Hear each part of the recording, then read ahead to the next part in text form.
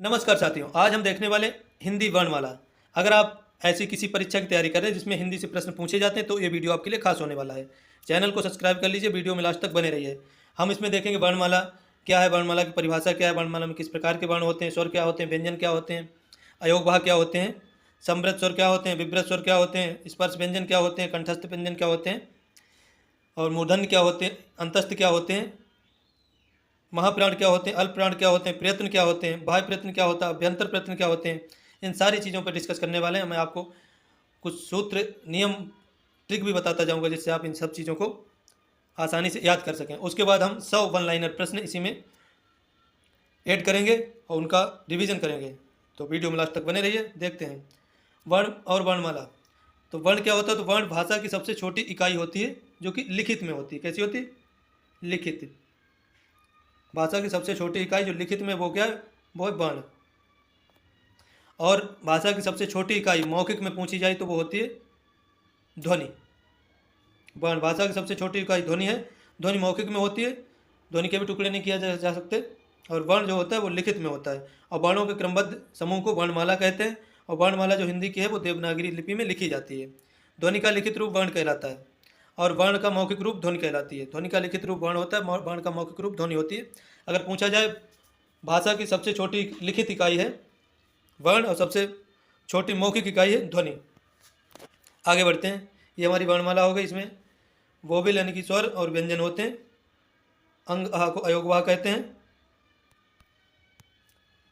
अब देखते हैं स्वर। स्वर क्या होते हैं? स्वर स्वतंत्र रूप से बोले जाने वाले वर्ण होते हैं। स्वतंत्र रूप से जो बोले जाते हैं वो वर्ण स्वर कहलाते हैं। संस्कृत में सूत्र स्वयं राजन्ते इति स्वरा, जिनका स्वयं का अस्तित्व होता है वो स्वर कहलाते हैं। स्वयं राजन्ते इति स्वरा। तो स्वर स्वतंत्र रूप से बोले जाने वाले वर्ण से आ, ई, उ, ए, ऐ, ओ, औ, अंग। अंग हालांकि उसमें आ जाता है अयोगवाह में अव तक स्वर होते हैं। फिर व्यंजन स्वरों की सहायता से बोले जाने वाले वर्ण व्यंजन कहलाते हैं।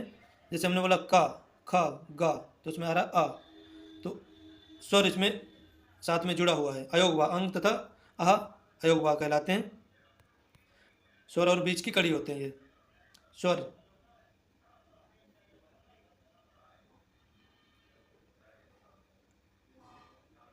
अंग्रेजी के हिसाब से अंग्रेजी में ये स्वर होते हैं।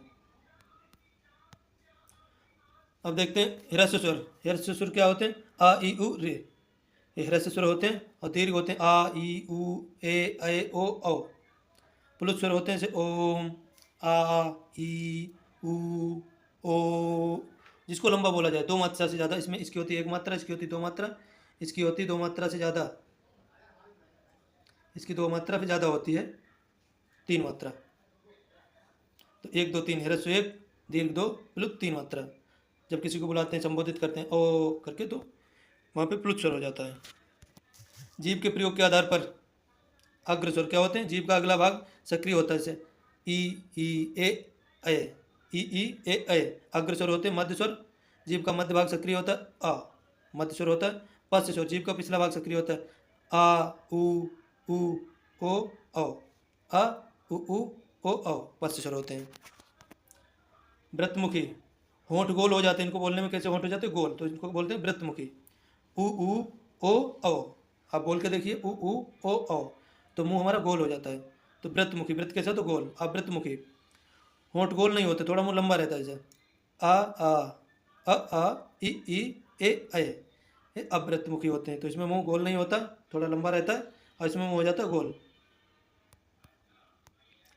अब व्यंजन देखते हैं। ये वर्णमाला चार्ट है। जो इंग्लिश मीडियम वाले हमारे साथी हैं वो इसको एक बार देख लें कौन किस वर्ण का कौन सा क्रम होता है। हिंदी मीडियम वालों को सबको अक्सर पता होता है, इंग्लिश मीडियम वालों को डाउट रहता है किस वर्ण के बाद कौन सा आता है। तो इसको जूम करके देख सकते हैं। जूम मैं खुद ही कर देता हूँ इस प्रकार से, किस वर्ण के बाद क्या आता है।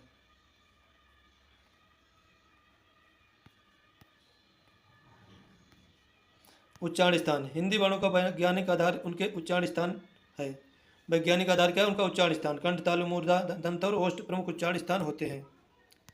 अब देखें क वर्ग का उच्चारण स्थान होता है कंठ। इसका सूत्र होता है अकुह विसर्जनीय नाम कंठा। अकुह विसर्जनीय नाम कंठा। अकुह विसर्जनीय नाम कंठा। इस सूत्र को याद कर लीजिए, आप कभी भी नहीं भूलेंगे कौन से कंठ वर्ण होते हैं। सारे कंठ वर्ण आ जाते हैं। क्या होता है? अ, कू से का हो गया अकुह, फिर हा विसर्ग, इतना इसमें ऐड कर लीजिए। आ और आ, हा विसर्ग, उसके बाद का वर्ग, इन सब का उच्चारण स्थान होता है कंठ। इन्हें स्पर्श व्यंजन कहा जाता है। स्पर्श व्यंजन होते हैं 25 का से लेकर माँ तक। तो अकुह विसर्जनीय नाम कंठा के अंतर्गत सारे कंठवर्ण आ जाते हैं। इसमें का वर्ग पूरा आता है, कू से का होता है। चा वर्ग, ये तालु होता है इसका उच्चारण स्थान, और जीभ के मध्य भाग तालु को स्पर्श करता है। इसका सूत्र होता है इचु यसानाम तालु, ई और चा से चू हो गया, य सा, तो ई हो गई, छोटी हो गई, बड़ी हो गई, चा वर्ग पूरा हो गया, या हो गया, और ये श हो गया। तो यचु ऐसा नाम तालु, ये सब तालव्य वर्ण होते हैं जो भी इसके अंतर्गत आते हैं।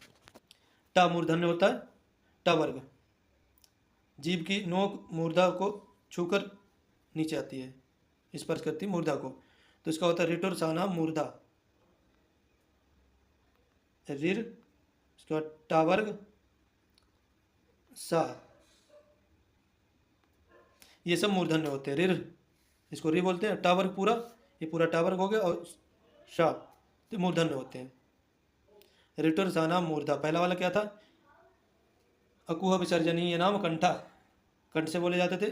तालु वाला इचु यसानाम तालु, जिसमें चा वर्ग आता है। रिटुर सानाम मूर्धा, टा वर्ग आता है इसमें, ये सब मूर्धा से बोले जाते हैं। दंत, इसका सूत्र होता है लित्र सानाम दंता, लिर, लिर और ला आ जाता है, ता वर्ग आ जाता है, और सा आ जाता है। लितुर सानाम दंता, सूत्र होता है लितुर सानाम दंता, इसके अंतर्गत ये सब आ जाते हैं। इनका सबका उच्चारण स्थान होता है दंत, मतलब दांत का सहारा लिया जाता है, जीभ दांतों के पीछे भाग को स्पर्श करती है। पा वर्ग, पा वर्ग का उच्चारण स्थान होता है ओष्ठ, दोनों होंठ आपस में मिलकर पा का उच्चारण करते हैं। अंतस्थ व्यंजन, अंतस्थ व्यंजन में आता है या, जो कि तालव्य है। रा मूर्धन्य है, इसको लुंठित व्यंजन कहते हैं। ला दंत है, इसको पार्श्विक व्यंजन कहते हैं। और वा दंतोष्ठ है। बकारस्थ दंतोष्ठव, इसका सूत्र होता है बकारस्थ दंतोष्ठव। तो अंतस्थ व्यंजन में या है तालव्य, इचु ऐसा नाम तालु के अंतर्गत आता है। रा मूर्धन्य है, रिटुर सा नाम मूर्धा के अंतर्गत आता है। और ला पार्श्विक है, लितुर सा नाम दंता सूत्र के अंतर्गत आता है। और बकारस्थ दंतोष्ठव के अंतर्गत आता है। वा, ये स्वर व्यंजन के मध्य होते हैं। या और वा, इनको अर्ध स्वर भी कहा जाता है।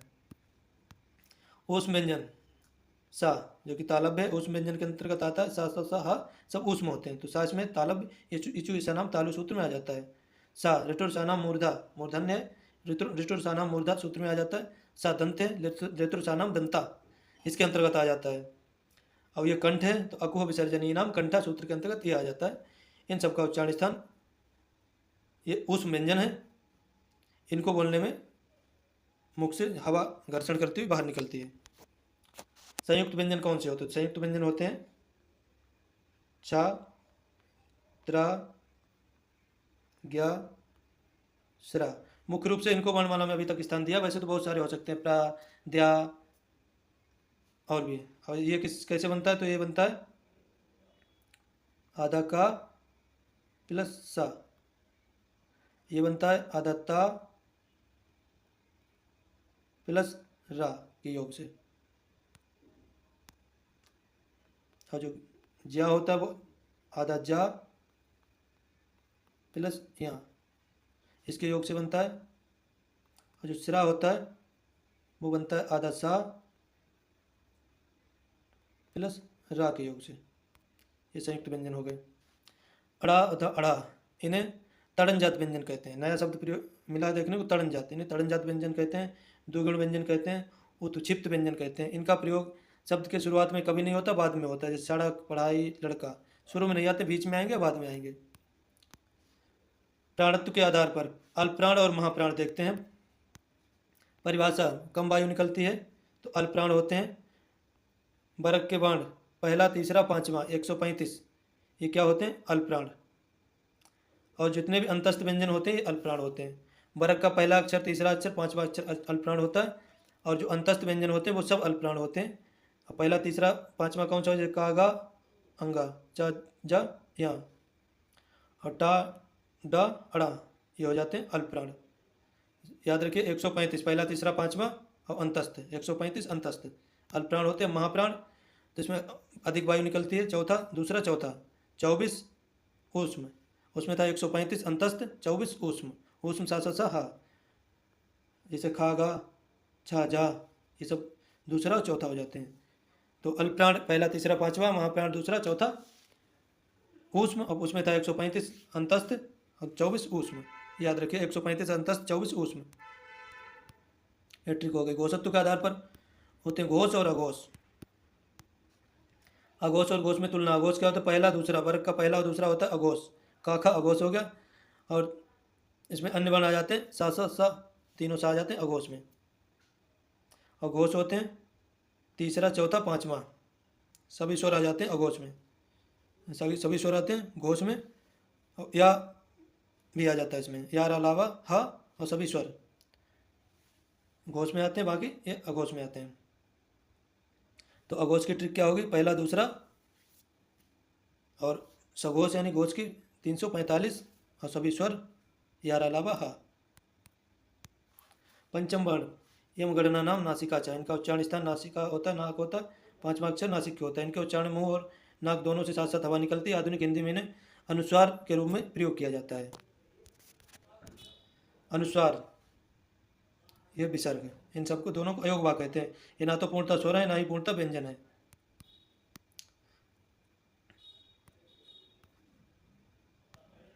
कुल वर्ण कितने वर्णमाला में?